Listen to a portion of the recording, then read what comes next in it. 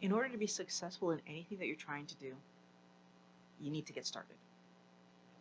Today we're going to talk about how do you get started on keto in a way that's going to pretty much guarantee your success. Hello everyone, welcome to Mind Blowing Health Wellness with Violet. The reason I make these videos is to help people to understand that your physical health and your mental health come together to create your overall sense of well-being. If you find these kind of videos helpful, please subscribe. Before we can start anything, we need to know what we're doing. When people talk to me about weight, which is often, the first thing I tell them is to do some research. And it's not just research into the diet that you want to do. You actually need to research what you have actually been doing for the last X amount of years. What do I mean by that? The first place that I point people when they're trying to understand why they weigh what they weigh is at solid information about what causes weight gain. Eating too many carbohydrates causes the body to store. That's the starting spot. Insulin, high levels of insulin also cause the body to store. Another starting spot. Eating high carb plus high fat or high carb plus high protein causes the body to store. Again, when you look at those pieces of information, the first thing you need to do before you do anything else is look at what have I actually been doing. When you take a step back and look at your current diet, what you're going to find is that very likely you're eating very high carb and well beyond the numbers that it would take to fuel your body. We only need about 20 grams of carbs, and I say need. 20 grams of carbs is more than enough carbohydrates in a day for people to be fueling their body in a way that allows them to eat food that also tastes really well. We can do it on zero carb though. I mean, that's just the truth. So when we talk about how many carbs are too much, on some level, anything more than one could technically be called too many. But we're not going there today. We're talking about low carb. So truthfully, anything you're doing over 125 would be considered too much, like well too much. And if you're trying to live a ketogenic lifestyle, anything you're doing over 20 would be well too much. But keep in mind, we need zero. That's part one. Asking people to take the time to really study how many carbs they're having on a daily basis. Now, when I ask people to do this, they usually come back with some number between 275 and 400. And 400 is a real number that I've gotten, like 405, 390, whatever. I've gotten that number from someone. More likely it's around 300. And the thing is that we need to keep in mind, if my body actually technically needs zero carbs from the environment. So why do we need zero carb from the environment? Because we can create carbs. So if my body needs zero carbs from the environment and I'm eating 300 grams of carbs per day, this helps to explain why I'm gaining weight. But there's more to this. Okay, how much fat am I eating? Because I'm eating carbs. Well, when you eat carbohydrates, especially anything over 20 grams, your body is in a position where it's burning carbohydrates primarily for fuel because that's the safest thing for it to do. Since we don't need extraneous carbohydrates, if we are eating them, the first thing our body's going to try to do is neutralize the excess. That means any extra carbs are going to get stored away as fat, any extra carbs are going to get stored away as glycogen, and any extra carbs that can be used right away will be used right away. Now, why is this important for us to know? While my body is storing carbohydrates as fat, it will store any accompanying fat and protein along with it. Right? While my body's in storage mode, it's in storage mode. And why is that? Well, basically, there's too much energy. If my body has too much energy, it will put it away.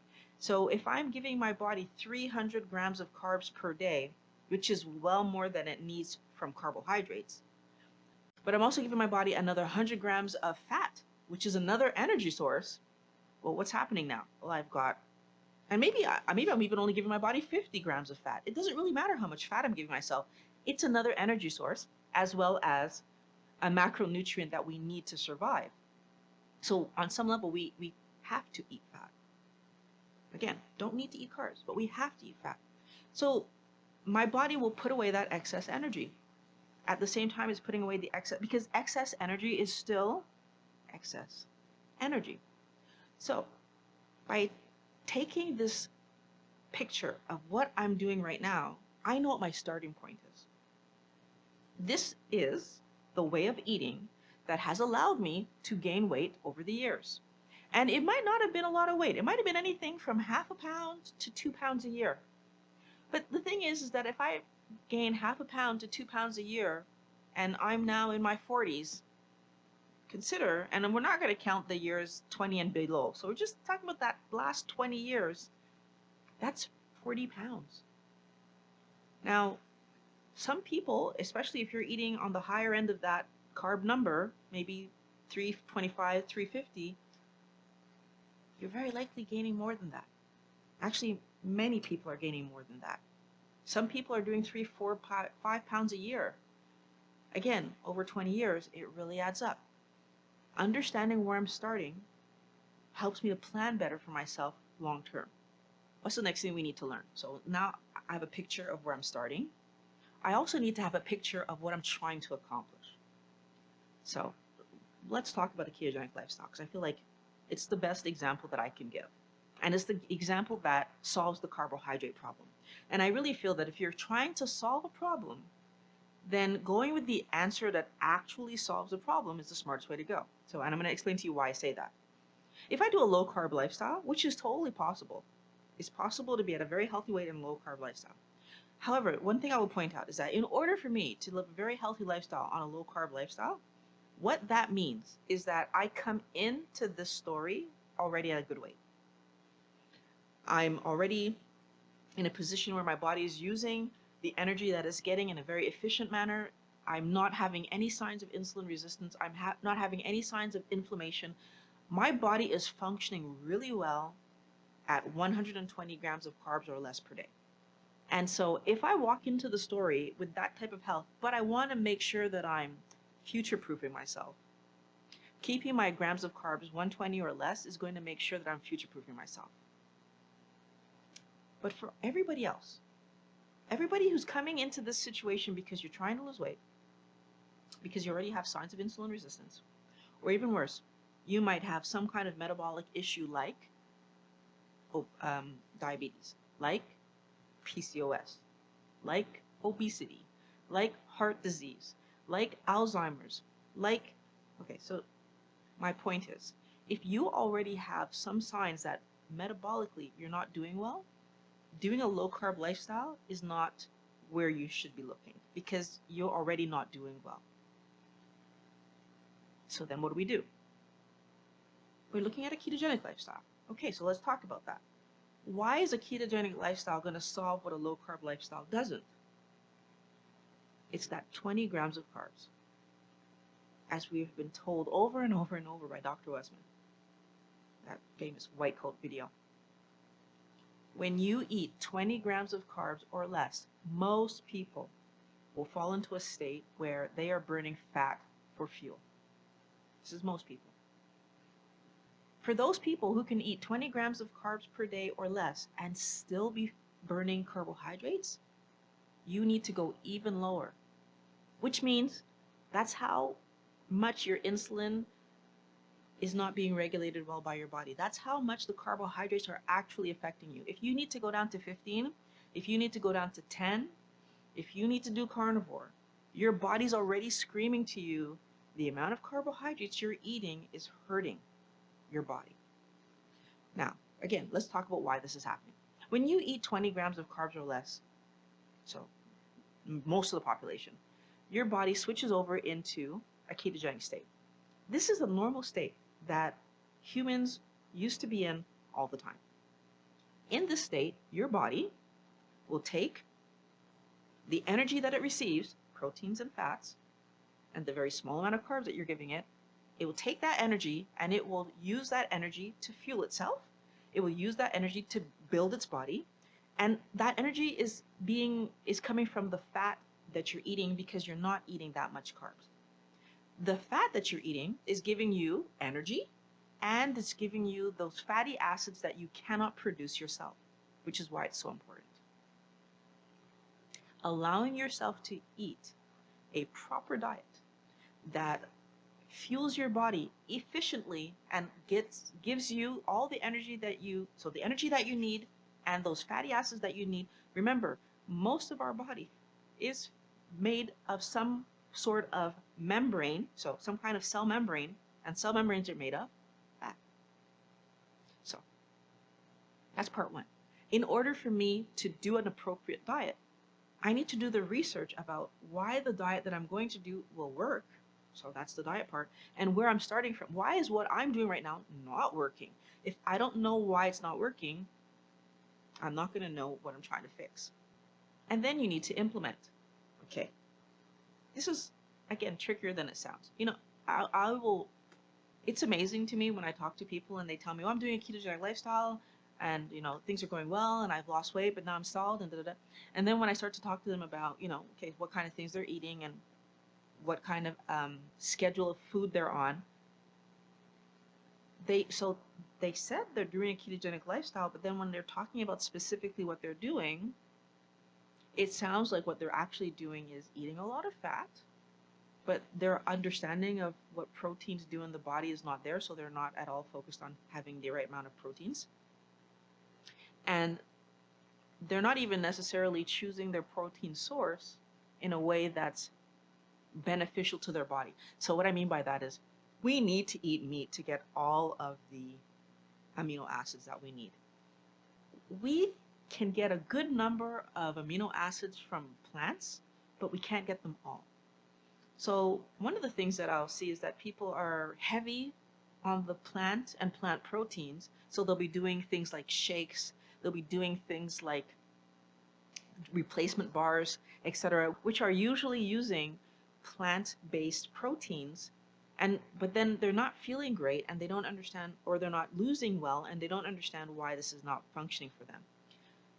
Again, we need to understand that our body, so being animals and being the kind of animal that needs to eat animals, then we need to eat animals.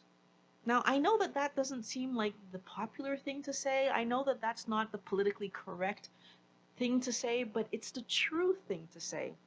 So many of us are putting our ideas about how the world's functioning before our personal health, or we're so focused on getting correct macronutrient percentages that we're not focused on where those proteins are coming from, where those fats are coming from.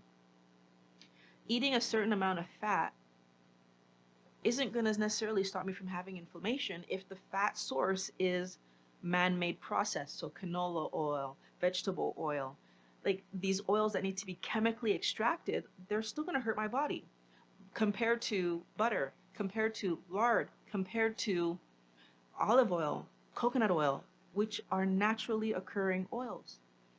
I'm trying to help you to understand that when you're doing your research, part of the research is learning what's a healthy protein source for a human, what's a healthy fat source for a human, and then using that information when you're choosing your foods for your meals so that you can create appropriate meals and create the best possible body that's going to get you further into the future.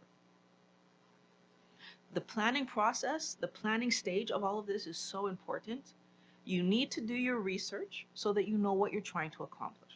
Now, there are so many people that talk about how long does it take to change a habit and how long does it take to, be able to do something without having to think about it a lot. And honestly, yeah, there's a lot of information on that, but it's really going to depend on you. Here's the thing. How long have you been struggling with your weight? Because it's a habit for sure, but it's even more than a habit. It's a pain. It's frustration. It's guilt. It's sadness. It's feeling ostracized from the rest of society. Our weight affects some of us in such a negative way that when you talk about weight, even if you're trying to be positive, some of us feel attacked right away. Now, if you're one of those people that falls into this category, then the question you have to ask yourself is it possible that when I'm trying to manage my weight, is it possible that when I'm trying to do the things that are going to help me to be healthy, I might have some ideas in the back of my head that still push me towards trying to use food for things it's not meant to be used for, like self-soothing. Is it possible that I might resist eating a certain way in front of people because I'm afraid of being judged? Because again, if I've been belittled because of my size, if I've been attacked because of my size, then eating a little teeny tiny salad that's actually more harmful to me than eating a piece of ribeye is going to seem like the better thing to do, because then people are going to say, oh, look, she's trying so hard. She's eating a little teeny salad. But the truth is, if all I have in there is salad, if there's no protein source, then what I'm really doing is I'm eating a good amount of carbs with a dressing that probably has carbs in it, because I'm going to go for that low fat dressing. But there's still some fat in there, and guess what's going to happen? I'm storing all of that. Am I really helping myself in that story? Not at all. But am I doing something to try to make you feel okay about what I'm doing? Yes. And how does that help me? It really doesn't. After doing all the research that you've done to understand why this diet works, we also need to be able to commit to doing the diet plan, right? This becomes your way of life. Regardless of who you're with, the meal is the meal. Because no matter who you're with, if it's poisonous to your body, it's poisonous to your body. I want us to start accepting the fact that whenever we eat carbohydrates, we're actually poisoning our body, because we produce all the carbs that we need. So eating excessive carbohydrates is just polluting your body for no reason, causing inflammation, causing yourself to feel horrible, and especially if you're only doing it because you don't want other people to judge you. Are they around later on when you don't get out of your chair and your knees hurt? Are they around later on when you try to stretch for something on a high shelf and you can't raise your shoulder? You need to think about the things you're doing and how they affect you. If you're going to do a ketogenic lifestyle, the only way that this lifestyle will really help you is if you actually do it. The other element to making sure that you can do a ketogenic lifestyle in a way that you're going to absolutely be successful is making it sustainable for yourself. What does that mean? It means that I need to have a good amount of recipes, a good amount of things that I like to eat so that I can eat comfortably, happily my meals. So, in the regular standard American diet, what were the things you were eating? Again, this is about doing that research. At the beginning of this process, I asked people, get a paper and pencil, write down all the different meals that you have in a given month. Why? Because I want them to see something very, very important, something that most people don't think about. Standard American diet, standard Canadian diet, doesn't matter. Vegetarian, vegan, doesn't matter. When you write down all the given meals that you're making in a course of a month, what you're going to notice is that if you really love cooking and really love being experimental, maybe there's 10 meals that you're cycling through. If you're like most of us, you're probably cycling through more like 5. Okay. Now, when you go out to eat, I will give you that you're probably more likely to go for something that's a little bit different. But even, I will say, even some of my clients, when I ask them, when you go out to eat, where do you go? They name me the same restaurant most of the time, and they're ordering the same meal because they really love the way that restaurant makes it. So again, most people have somewhere between 5 and 10 things that they're eating over and over every month. So then my challenge to them is this. Can you sit down and think of 10 meals that you could make that you'd be happy to eat in a ketogenic lifestyle? So right away, it's how many different types of meat do you eat? So we have chicken, we have pork, we have beef, we have fish, multiple different kinds of fish. We have lamb, we have goat, we have bison, and if you're more adventurous in your meats. So, and then all the different cuts of pork, all the different cuts of steak, all the different cuts of whatever you're happening to eat. So when you look at all of those different meats and you say, okay, so those are the meats, we probably just named at least 6 or 7 that you actually eat. Then when you take those 6 or 7, how can I prepare them? I can fry, I can bake, I can boil, I can slow cook, I can, right? So all of a sudden, we've got this number of meats. Then we can vary the way that we cook it and the way that we spice it to make several different meals out of one type of meat. And we can do that for every one of these types of meat. And then we go into the different vegetables that you currently like and the different vegetables that you will experiment with because you're changing your way of eating, always looking for the lowest glycemic values that we can. What's my point with all of this? If I want to invest in a ketogenic lifestyle, it also means me investing in what I will eat. So, how will I cook the things that I'm going to cook? Because the truth is, if I was one of those people that like to have those 10 or 10 different things and I would cycle through them and I was really enthusiastic about cooking, then having at least 10 things that I can cook now in a ketogenic lifestyle is going to make me happy. But if I was like the typical person and I had like 5 things that I was cycling through and maybe going out to the restaurant and eating the same thing over and over, chances are very good that I can have 5 different meals that I cycle through and go find a restaurant that makes something that's within my ketogenic lifestyle that I also like. And now I've recreated the story that I used to live. Why is this important? When you're living a new situation that's healthier for yourself, you want to feel like you're winning. The truth is, if I used to do 5, but now I can find a 6th one, so I have 6 meals I'm cycling through instead of 5, I'm already ahead. Having a way of eating where I'm liking what I'm eating will encourage me to keep eating it. We're talking about sustainability at this point. Doing the things that means that you're going to like what you're eating and that you're not going to be lusting over someone else's meal, lusting over someone else's lifestyle. Remember, you're not in their body, you're in your body. You know how your body feels, right? We all have lived the story where we're walking around as if we're okay, but inside we feel horrible. This is your opportunity to walk around looking like you're okay because you actually feel okay. Don't downplay how important that really is. Obviously, the final step of all of what I'm talking about is applying it on a regular basis. When you do a ketogenic lifestyle, you get the benefits of a ketogenic lifestyle. And I want you to be open with yourself. So open to ideas, open to information.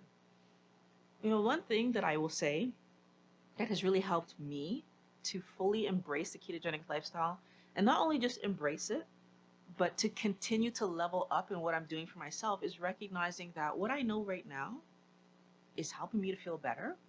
And everything that I learn aids me to feel even better. So when you're open to gathering more information, when you're open to seeing how can I apply some of these new things to my life, what happens? Well, I started off with a ketogenic lifestyle. Slowly, I've moved towards carnivore, but I still eat vegetables and I still eat salad, but every once in a while I'll have a carnivore day.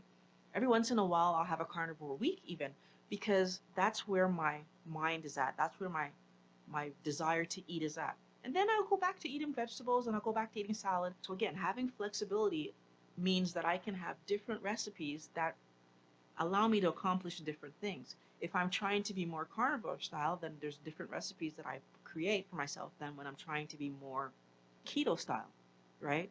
And this is important for us to recognize because it's going to be boring if I'm doing a carnivore meal and all I have on my plate is a steak, right? So finding the ways to make a meal that looks delicious but yet is mostly protein. Again, carnivore style. I'm not a carnivore, so I don't mind if there's cheese in what I'm eating. I don't mind if there's a little bit of spices or a little bit of peppers or whatever. If the amount that is coming to is like 1 gram for the whole meal, for me that's more of a carnivore style meal than a ketogenic meal, right? Because when I do my ketogenic meals, I'm like more like 15, 17 grams of carbs. Why is this important? When you allow yourself to be flexible, then you also give yourself more options. And when you allow yourself to learn, you start to understand how different things help you to feel better. Like, for example, fasting was another thing that I added. And by allowing myself to fast once a week, how did my body improve? And that was the most amazing thing for me because when I started fasting, I was very, very close to my goal weight. It wasn't about losing weight. It was about feeling better. And Interestingly enough, I continue to fast even though I'm no longer losing weight. So I'm able to fast and yet maintain my stable weight because on the days that I'm fasting, and on the days that I'm eating. And even if I miss a week of fasting, I don't gain weight because I eat to satiation, not to fullness. What you're going to start to realize is that your body knows how much energy that it needs. And if you allow yourself to follow your satiation, the chance that you overeat, so have extra carbs or extra fats that need to be put away, is much less. I want to talk about the possibility that you might want to fit grass-fed organic foods into your way of eating. Again, this is about ideas. This is about logistics. This is about being realistic. What can help me to do better, and what can I afford to do that will help me to do better? At the end of the day, go back to basics. It's 20 grams of carbs or less that gets me into a ketogenic state. It's good quality oils that helps me to build the best possible body, and good quality protein that helps me to build the best possible body. We can, more like 99.9% of us, we can afford good quality oils. Most of us can afford relatively good quality meat. So that's the meat from the grocery store. It's a good enough quality to get you through what you're trying to accomplish. But if you can level up and afford grass-fed, if you can level up and have those pastured chickens that are going to give you eggs, or even better if you can have hens in your backyard and really benefit from those eggs, if you can do things that level up, that just means that your health is leveling up. You're building an even better quality body. You are not going to know this if you're not allowing yourself to do the research. Research is so important. Understanding what you're doing is so important. If you want to live a ketogenic lifestyle and solve your metabolic issues, living a ketogenic lifestyle and doing it successfully means understanding why it works. Right? First and foremost, those 20 grams or less, why it works, keeps us in a ketogenic state. And then everything after that is about you understanding what you were doing versus what you're doing now that's helping your body to feel amazing. I want to thank you for watching the video all the way to the end. If you'd like to contribute to the production of future videos like this, you can go to Patreon/Violet Rivera. I want to thank all the wellness warriors for coming by as usual. I love that you guys are here.